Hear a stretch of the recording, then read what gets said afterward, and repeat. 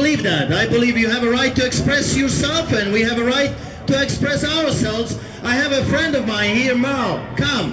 He wants to say 2 minutes, something about what he experienced, and let's welcome Merle. Thanks, Sue.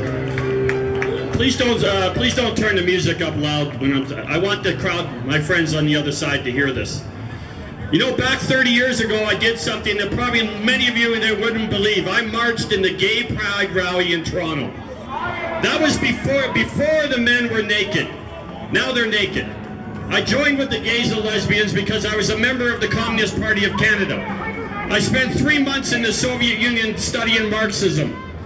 I used to have dinner at Jack Layton's house. You can ask Olivia Chow today, she knows exactly who I am. But out of all that darkness and out of watching so many of my friends die of AIDS, I saw through the darkness. I saw that the answer is not darkness, the answer is in Jesus Christ. And you can yell at you and scream it, brothers and sisters. I did it for 25 years. And I pity you and I sympathize with you as you watch your friends die day after day after day. The answer is not to be yelling to the Canadian government to find a cure. The answer is stop living a lifestyle that is killing you. That is the simple answer to it.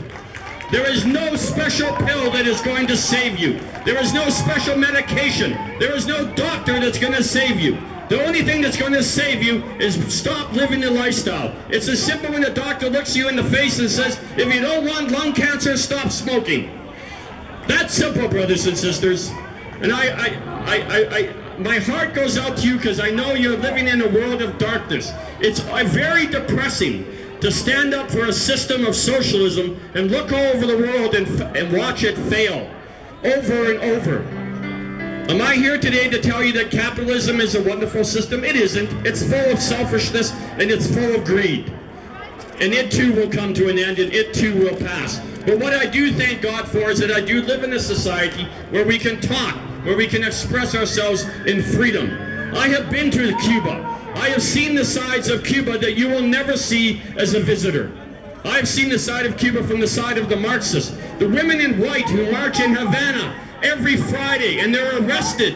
They're arrested for demanding that their husbands be allowed out of jail. Oh, what terrible people, those women in white, for demanding that their husbands be taken out of jail. And I'll finish with this. In Cuba, there's a young woman, Generation Y, she calls herself. She writes a simple blog every day. And the young Marxists, Leninists, and communists surround her house daily and throw eggs and expletives and feces at her house.